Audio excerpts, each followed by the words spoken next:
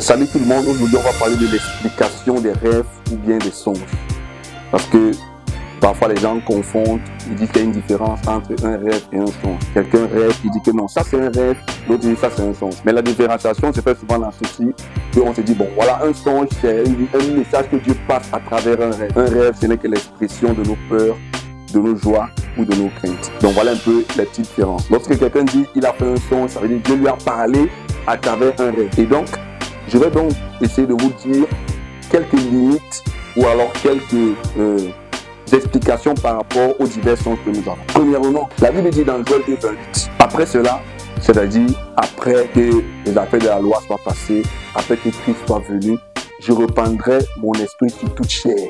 Vos fils et vos filles prophétiseront, vos vieillards auront des songes et vos jeunes gens auront des visions. Regardez un peu la répartition que Jésus donne aux choses qui doivent se passer maintenant. Ce qui doit être régulé maintenant dans le corps de Christ, c'est que les fils et les filles prophétisent. C'est-à-dire, la prophétie, c'est la déclaration de la vérité de Dieu, la parole de Dieu, la révélation de la parole de Dieu. C'est ça la prophétie. C'est la révélation de la parole de Dieu, de l'accomplissement de la volonté de Dieu dans le temps présent, dans le temps à venir. Vos fils et vos filles prophétiseront. Vos vieillards auront des songes. Le songe, de manière régulière, est réservé aux vieillards. Pourquoi? Je vais vous l'expliquer tout à l'heure. Et maintenant, on dit, vos jeunes gens auront des visions. La vision, c'est un idéal à atteindre qu'on a commencé à poursuivre dès maintenant. Lorsqu'un homme dit qu'il a une vision, ça ne veut pas dire qu'il a une idée. Une vision, ce n'est pas une idée. Une vision, ce n'est pas une pensée. Une vision, ce n'est pas une pensée d'un bien-être futur. Un homme de vision, c'est quelqu'un qui est en train de courir vers un but qu'il a atteint. Donc, beaucoup de personnes ont des idées et elles disent qu'elles ont des visions. Beaucoup de personnes ont des pensées positives et elles appellent ça vision. Ce n'est pas des visions. Donc, Joël 2:28 nous renseigne à suffire sur l'état spirituel que l'Église doit avoir aujourd'hui. Mais on observe quelque chose d'étrange. Les jeunes gens ont les visions parce qu'on a très peu de fils et de filles.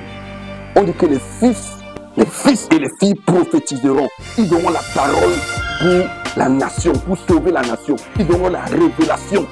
Pas les affaires qu'on dit qu'on a vu le caleçon rouge d'une fille. Non, c'est pas ça la preuve. Pas les affaires qu'on a dit que non, tu vas te marier, tu vas te marier, non, je vois ton mariage. Ça, c'est pas. Ça, c'est l'enfantillage.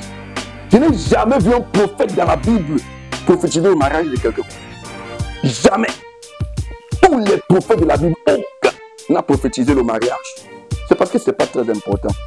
Dieu a donné la puissance à tout homme de se marier s'il le veut.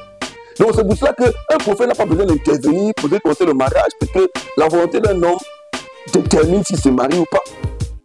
Un homme a la possibilité de divorcer s'il le veut. Il décide que comme il est marié là, mais il ne veut plus. Pourquoi est-ce que Dieu dit que dans notre temps, c'est les vieillards qui auront les songes?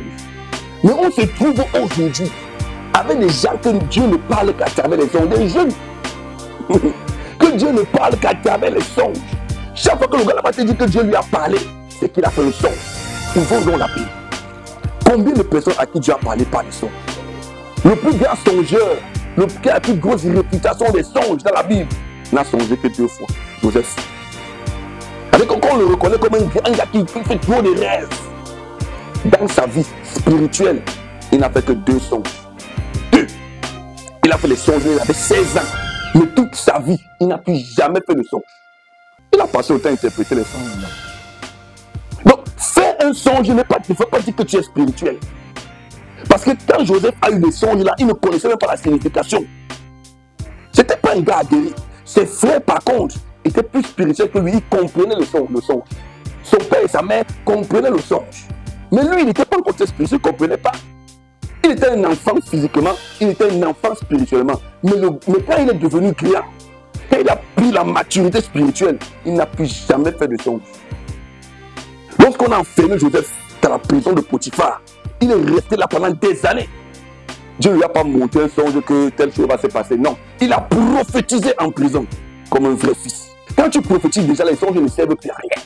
C'est pourquoi Dieu, parce que Dieu parle à travers les songes, je n'ai pas dit que Dieu ne parle pas à travers les songes. Si vous voyez une personne que Dieu parle trop à travers les songes, c'est un indicateur que quand la personne a les yeux ouverts, elle ne peut pas écouter Dieu lui parler. Quand Dieu parle trop, à une personne, à un frère ou à une soeur, toujours de te dire, j'ai fait le songe. Ce n'est pas que Dieu n'a pas fait le songe. La vie de la personne, là, généralement, c'est une vie de désobéissance. Généralement, une personne à qui Dieu est toujours en train de parler à travers les songes, c'est parce que Dieu attend qu'il soit endormi pour lui parler. Puis c'est quand il est éveillé, Dieu lui dit que non, on ne se fâche pas. Il se dit qu'on veut fâcher. Dieu lui dit que comme tu vois là, c'est que la route que tu prends là, ce n'est pas bien. Il dit que je vais sauf que prendre. Dieu l'assomme d'abord. Il a besoin d'être assommé pour que Dieu lui parle tranquillement. Parce qu'il est toujours en train de bavarder quand il prie.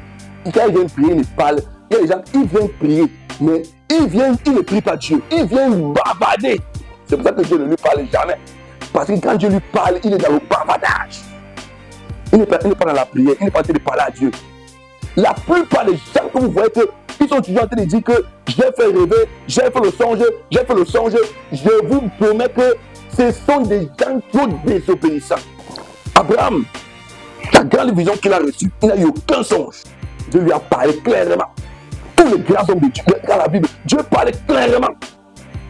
Regardez ce qui se passe avec le prophète. Il était encore un enfant, il dormait, Dieu l'appelle. Il ne connaît pas, il ne discerne pas encore la voix de Dieu.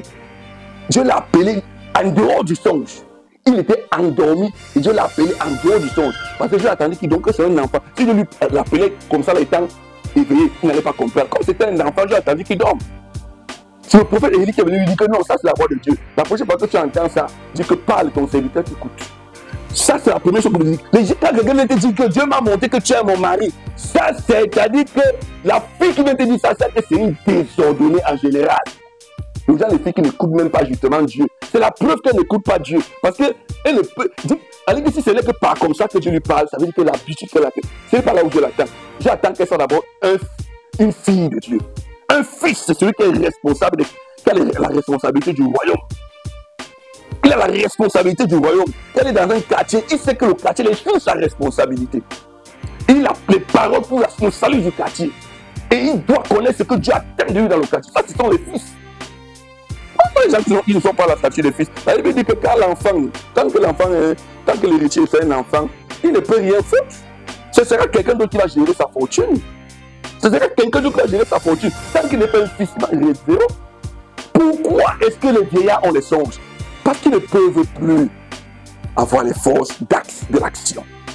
Le vieillard ne peut plus avoir une vision. Il attend la mort. C'est pour ça qu'il a les songes. Parce qu'il est là, il est sur place, il ne peut plus avancer.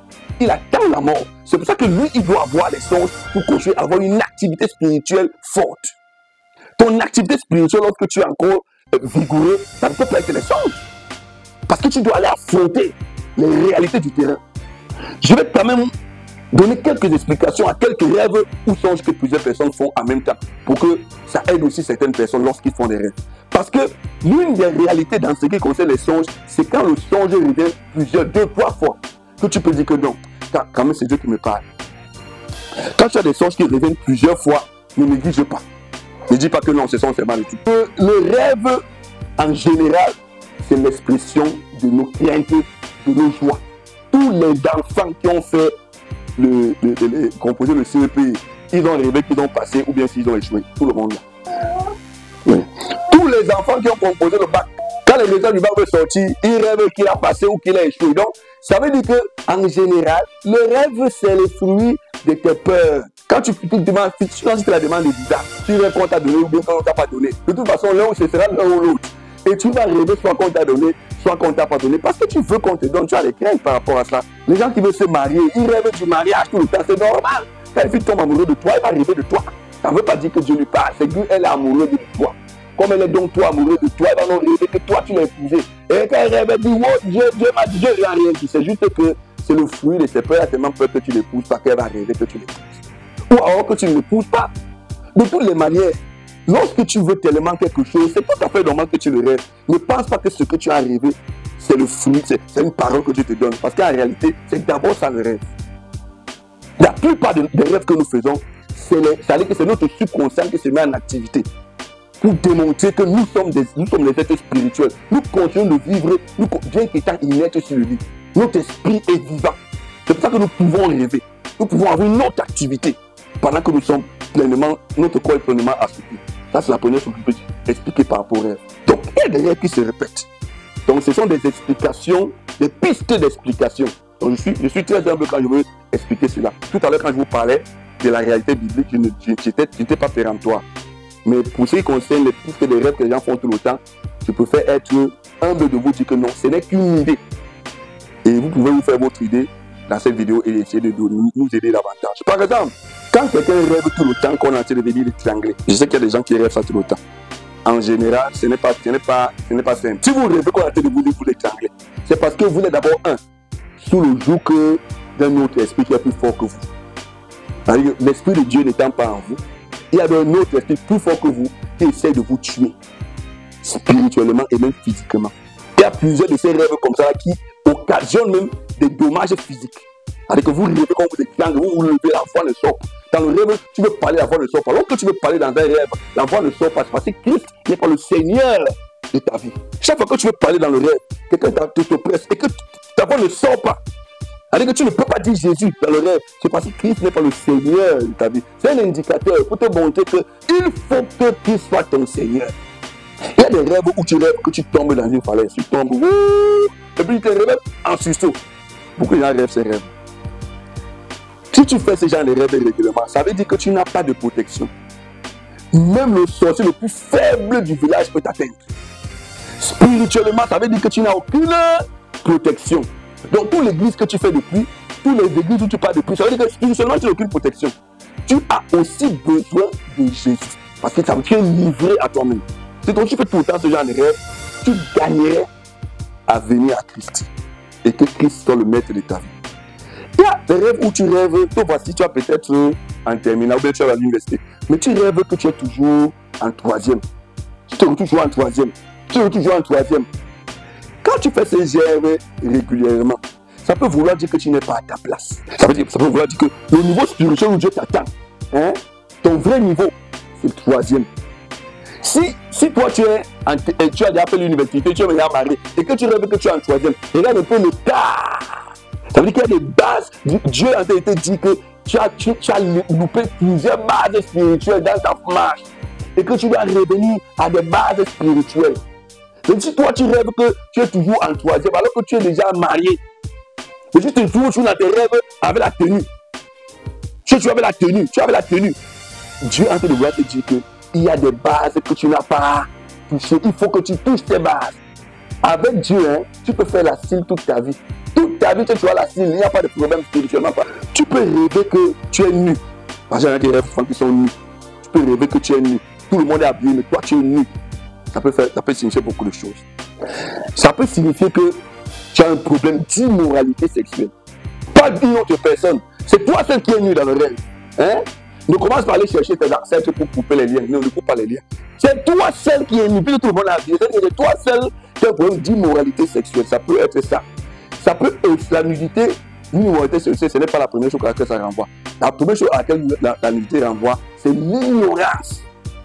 Rappelez-vous que Adam et Ève étaient nus au jardin. Donc, ils ne connaissaient même pas que tu étais nu. Donc, quand tu rêves que tu es nu, ça veut dire que tu es tellement ignorant du Seigneur. Tu ne connais pas le Seigneur. Tu crois que tu connais le Seigneur, mais tu ne connais pas le Seigneur. Ça peut aussi vouloir dire ça. Et quand tu rêves aussi toujours que tu es nu, tout le monde a bien, ça peut vouloir dire que tu as dit que tu es dans un état de pauvreté, qu'il faut que tu sortes. Ça peut être l'expression de ta pauvreté spirituelle. Que spirituellement tu es pauvre. Que spirituellement tu es très pauvre. Donc tu n'as rien spirituellement, tu es pauvre. Donc tu crois que tu as quelque chose, mais spirituellement tu n'as rien. Il y a les rêves où tu peux rêver que les gens rêvent souvent. Ils rêvent que tu t'envoles. Tu rêves que tu t'envoles dans les airs. Toi tu t'envoles dans les airs. Tu t'envoles dans les airs. Ça peut signifier deux choses. Ça peut être positif comme négatif. Ça dépend de ce que tu ressens quand tu t'envoles dans les rêves. Parce que tu peux t'envoler dans les rêves et tu es zen quand tu t'envoles dans les rêves. Ça veut dire que tu peux supporter l'élévation. Ça veut dire que si Dieu te met au-dessus des autres, tu peux le supporter. N'aie pas peur donc d'être élevé demain. Ne crains pas que Dieu te lève d'un niveau. Si tu rêves que toi tu es toujours en train de t'envoler. Maintenant, autre chose. Si pendant que tu rêves, pendant que tu es envolé, tu es dans le vol, parce qu'il y a des gens qui rêvent qui s'envolent, mais ils sentent toujours qu'ils vont tomber. Ils sentent toujours qu'ils vont tomber. Ça veut dire que tu es au niveau où tu ne dois pas être. Ça veut dire que tu t'es mis à un niveau où tu ne dois pas être. Là où ton niveau tu t'es mis là, toi-même rétrograde, descends parce que si tu tombes, ce sera la catastrophe, ce sera la mort. Quand tu rêves que tu n'as pas continué ta lévitation là, ça peut vouloir dire que tu dois absolument quitter ton piédestal. Parce que si tu tombes, tu vas mourir. Il y a certaines choses qui t'ont mis en haut. Abandonne ça très vite parce que si tu tombes, c'est la mort. Direct. Bon, il y a plusieurs autres rêves. Vous allez envoyer un commentaire si vous avez des rêves qui reviennent plusieurs fois et que vous ne savez pas comment les expliquer. Envoyez cela en commentaire. Je peux vous aider également à comprendre quels sont les rêves. Même si vous avez eu un rêve qui est venu une seule fois. Parce qu'un rêve peut venir une seule fois et il est très puissant. Je vais terminer en vous donnant encore quelques pistes par rapport au rêve. Le rêve n'est pas un signe que tu es spirituel. Le roi Nebuchadnezzar, il avait rêvé. Il a rêvé, c'est pas qu'il n'était pas spirituel, c'était un faux type. Et il a dit aux gens que si vous interprétez mon rêve là, je vous tue.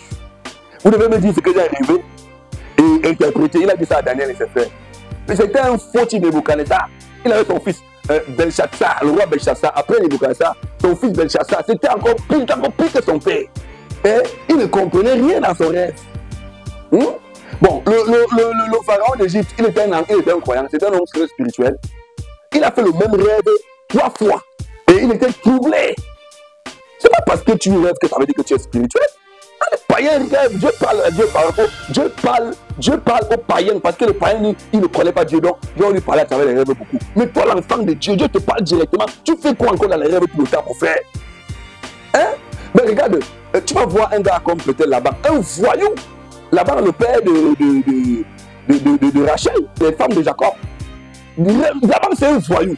Il venait pour tuer Jacob. Il venait pour tuer Jacob. Et Dieu lui a parlé dans le rêve que tu ne tentes pas de le toucher parce que c'est un serviteur de Dieu.